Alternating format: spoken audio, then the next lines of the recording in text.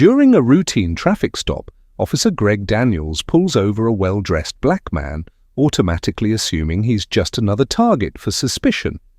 With a smug sense of authority, Daniels demands the man's ID, completely unaware that he's about to face a shocking revelation. The man, calm and composed, looks the officer in the eye and reveals his true identity. Jonathan Pierce, the head of Internal Affairs. What happens next? Daniels, who's made a career out of racial profiling and misconduct, quickly realizes his mistake. But it's too late. As the body cam rolls, his arrogance crumbles and his career begins to unravel. This is a gripping tale of power, accountability, and how the truth always finds its way to the surface. Watch the full video to see how one moment exposes a lifetime of corruption. You won't believe what happens next. It was a quiet afternoon in the city, but Officer Greg Daniels was always on edge. He had been with the department for nearly a decade, and over time, his biases had only hardened. He believed certain types of people didn't belong in certain neighborhoods, and today he thought he had found one. A sleek black Mercedes rolled up to a stop sign, and inside was a well-dressed black man in his early 40s. His sharp navy blue suit and polished shoes suggested wealth, but to Officer Daniels it meant something else: trouble. Without hesitation, he flashed his lights and pulled the car over. As he stepped out of his patrol car, he adjusted his belt, making sure his hand rested near his holster. With an authoritative stride, he approached the driver's side and tapped on the tinted window. The window slid down smoothly, revealing the man behind the wheel. His expression was calm, confident, and unreadable. "License and registration," Daniels demanded, his voice laced with suspicion. The man raised an eyebrow but complied, reaching into his glove compartment slowly and deliberately. He handed over the documents without a word. Daniels snatched them up and quickly glanced at the name, Jonathan Pierce. It sounded familiar, but he couldn't place it. "Mind telling me what I did, officer?" Jonathan asked, his tone polite but firm. "You rolled through that stop sign back there," Daniels lied, knowing full well the car had come to a complete stop. Jonathan sighed and shook his head slightly. "I see." Daniels didn't like that reaction. He wanted resistance, an argument, anything that would justify what he was about to do next. "Step out of the car," Daniels ordered. Jonathan's gaze didn't waver. "Is there a reason for that, officer?" Daniels smirked. "I said, step out of the car." Jonathan exhaled sharply, but nodded. He reached for the door handle and stepped out with the same composure he had in the car. Daniels took a step closer, eyeing him up and down. "You carrying any weapons?" Jonathan tilted his head slightly. "Why would I be carrying a weapon?" Daniels scoffed. "You tell me." At that moment, another police cruiser pulled up behind them. A second officer, a young Latina woman named Officer Ramirez, stepped out. Her eyes widened slightly as she recognized the man standing in front of Daniels. "Officer Daniels," she said quickly, "can I have a word with you?" Daniels frowned but turned to her. "What?" She leaned in and whispered, "That's Jonathan Pierce, the head of Internal Affairs." Daniels felt the blood drain from his face. His grip tightened on his belt as the realization sank in. Jonathan, still standing tall, watched Daniels with an expression that was unreadable. But there was something in his eyes, something that said he had seen this play out before. Daniels swallowed hard, his confidence faltering. The man he had just tried to intimidate wasn't just some random black guy in a nice car. He was the Jonathan Pierce, the man responsible for investigating police misconduct. He forced a smirk, trying to regain control. "Internal Affairs, huh?" He let out a fake chuckle. "Must be my lucky day." Jonathan didn't smile. He simply crossed his arms. Is that so? Daniels glanced at Officer Ramirez, who was now standing stiffly, waiting to see how he would handle the situation. He knew he had to be careful. One wrong move, and his career could be on the line. "So, Mr. Pierce," Daniels said, trying to sound casual, "what brings you to this part of town?" Jonathan raised an eyebrow. "Do I need a reason?" Daniels hesitated. He was trapped. If he doubled down, he risked exposing himself. If he backed off too quickly, it would look suspicious. "You ran a stop sign," Daniels repeated, his voice weaker this time. Jonathan let out a quiet chuckle. "I have dashcam footage that says otherwise. Would you like to review it together?" Daniels clenched his jaw. This wasn't how things were supposed to go. Usually, when he stopped someone, they either complied out of fear or argued just enough for him to assert his authority. But Jonathan wasn't afraid. He wasn't arguing. He was watching. "I assume you've already run my license?" Jonathan continued. Daniels nodded stiffly. "Then you know everything checks out," Jonathan said. "So here's my question, Officer Daniels. Why did you really pull me over?" Daniels' pulse pounded in his ears. Ramirez was still standing nearby, watching closely. Other cars passed by on the street, unaware of the quiet storm brewing on the sidewalk. Jonathan took a step closer, lowering his voice just enough that only Daniels could hear. "I've seen your record. I know your history with traffic stops. You and I both know this wasn't about a stop sign." Daniels stiffened. His grip on his belt tightened again. His mind raced through possible exits, but there were none. Jonathan leaned in slightly, his eyes sharp. "So tell me, Officer Daniels, what happens next?" Daniels's throat went dry. His mind screamed at him to find a way out, but every option led to the same dead end. He had been caught. Jonathan didn't move, didn't break eye contact. His presence alone was suffocating. Officer Ramirez shifted uncomfortably. She had heard rumors about Daniels's behavior, how he always seemed to have probable cause when stopping black drivers, how his reports rarely lined up with body cam footage. But now, standing between Daniels and the head of internal affairs, she felt the weight of something much bigger. Daniels forced himself to speak. "Look, maybe we got off on the wrong foot," he said, his voice strained.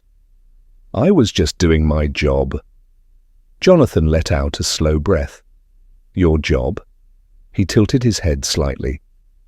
"Tell me, Officer Daniels, when you saw me at that stop sign, what went through your mind?" Daniels opened his mouth but hesitated. He couldn't answer that question honestly. "Was it the car?" Jonathan continued, his tone eerily calm. "Or was it me?" Daniels felt his face burn. He glanced at Ramirez, who was now watching him carefully. He needed to get control of the situation before it spiraled further. I thought you looked suspicious," Daniels blurted out, regretting it instantly. Jonathan nodded slowly, as if he had expected that answer. "Suspicious," he repeated. "And what exactly made me suspicious, officer?" Daniels struggled for words. Every excuse he could think of sounded weak, even to himself. Jonathan took another step forward. "Do you know how many complaints your department has received about you?" His voice was steady, but there was something sharp beneath it. Daniels swallowed. He did know, but complaints didn't mean anything if no one followed through. And no one ever had. Until now. Jonathan reached into his suit jacket, pulling out a slim leather wallet. He flipped it open, revealing his official internal affairs badge. The gold emblem gleamed under the afternoon sun. "You're under review, Officer Daniels," Jonathan said, his voice leaving no room for argument. "And I have a feeling we're just getting started." Daniels's stomach dropped. His grip on his belt loosened. For the first time in his career, he felt something he wasn't used to. Powerless. Daniels's mouth went dry. Under review? No, this wasn't how things were supposed to go. He had always been able to talk his way out of complaints, twist the reports just enough to justify his stops. But now, he was standing face to face with the man who wrote the rules. His pulse pounded. He glanced at Ramirez, hoping for some kind of backup, but she just stood there, arms crossed, waiting, watching. Jonathan studied him for a moment, then spoke again, his voice even but firm. "You see, Officer Daniels, the difference between you and me is that I know exactly who I am. I don't need a badge to prove my authority." He tucked his ID back into his pocket. "But you? Without that uniform, what do you have?" Daniels flinched, the words hitting harder than he expected. "You think that flashing lights and a uniform make you untouchable," Jonathan continued. "But let me tell you something, you're not." Daniels' fingers twitched near his belt. His instinct screamed at him to push back, to assert control, but something in Jonathan's stare kept him frozen. Jonathan took a slow step closer, lowering his voice just enough for only Daniels to hear. "This isn't the first time you've done this, is it?" Daniels's jaw tightened. He didn't answer. Jonathan let the silence stretch before nodding slightly. "I thought so." He turned to Ramirez. "Officer, is your body cam on?" Ramirez stiffened. "Yes, sir." "Good," Jonathan said smoothly. "Then let's make sure there's a proper record of this stop." Daniels's stomach twisted into a knot. This wasn't just a routine pullover anymore. This was evidence. Jonathan turned back to him. "So, Officer Daniels, do you want to start telling the truth? Or should I do it for you?" Daniels's lips parted, but no words came out. For the first time in his career, he realized he wasn't the one in control anymore. Daniels felt sweat bead on his forehead. His heart pounded like a war drum. His entire career had been built on authority, on making other people afraid. But now, for the first time, he was on the receiving end. He glanced at Ramirez's body cam, its small red light blinking steadily. Recording. Every word, every movement, every hesitation. All of it was evidence now.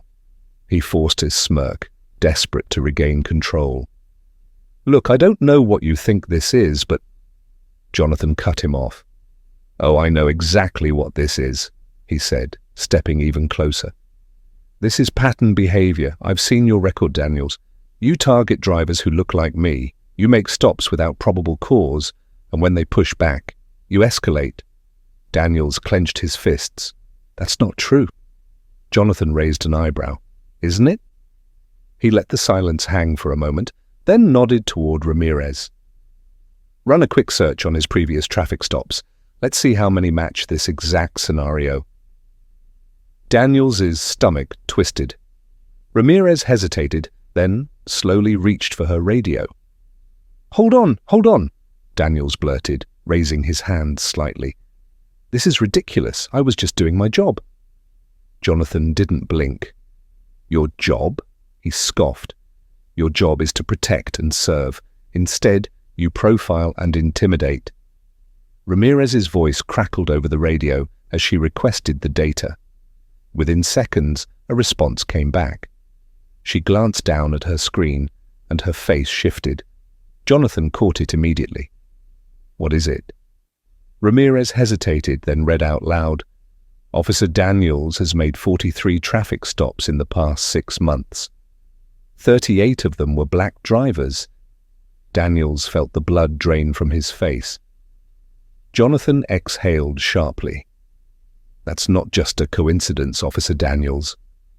His voice was calm, but his eyes burned with something deeper. "That's a pattern, and patterns are what get officers like you fired." Daniels' breathing grew shallow. He knew the department had always protected guys like him. But this was different. This wasn't just some angry civilian filing a complaint that would disappear in paperwork. This was internal affairs. And Jonathan Pierce wasn't just looking at him, he was coming for him. Jonathan took another step forward, his voice steady. "So, Officer Daniels, how do you want to play this?" Daniels felt the weight of Jonathan's question press down on him like a vice. His mind raced through excuses, defenses, lies, but he knew none of them would hold up. Not now.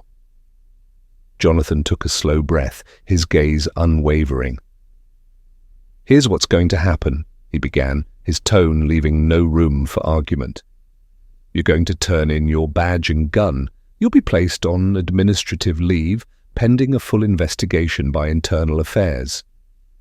Daniels opened his mouth to protest, but Jonathan raised a hand, silencing him. "This isn't just about today," Jonathan continued. "It's about every person you've intimidated, every false report you've filed, every life you've disrupted because of your prejudice." Ramirez shifted uncomfortably, but stood her ground, watching Daniels with a mix of pity and disdain. Jonathan stepped back, creating a small but significant distance between them. "You see, Officer Daniels, the badge isn't a shield for you to hide behind. It's a symbol of trust, a trust you violated time and again." Daniels swallowed hard, the reality settling in. There would be no sweeping this under the rug, no quiet reassignment to another precinct. His career was crumbling right in front of him. Jonathan turned to Ramirez. "Make sure his body cam footage is secured. We'll need it for the investigation." Ramirez nodded, stepping forward to take Daniels' equipment. As she unclipped his body cam, Daniels felt the sting of humiliation, a feeling he had inflicted on so many others but had never imagined he'd experience himself. Jonathan gave Daniels one last look, a mixture of disappointment and resolve in his eyes. "You thought you could hide behind that uniform, but justice doesn't care about your badge. It cares about your actions." With that, Jonathan walked back to his car, his posture unyielding. He drove away, leaving Daniels standing alone on the side of the road, stripped of his authority and exposed for who he truly was. As Jonathan merged back into traffic, he glanced in his rearview mirror, watching Daniels shrink into the distance. He knew this was only one small victory in a much larger fight, but it was a start, a reminder that change begins with accountability. And for Officer Greg Daniels, the lesson was painfully clear. The power of a badge is nothing compared to the power of truth.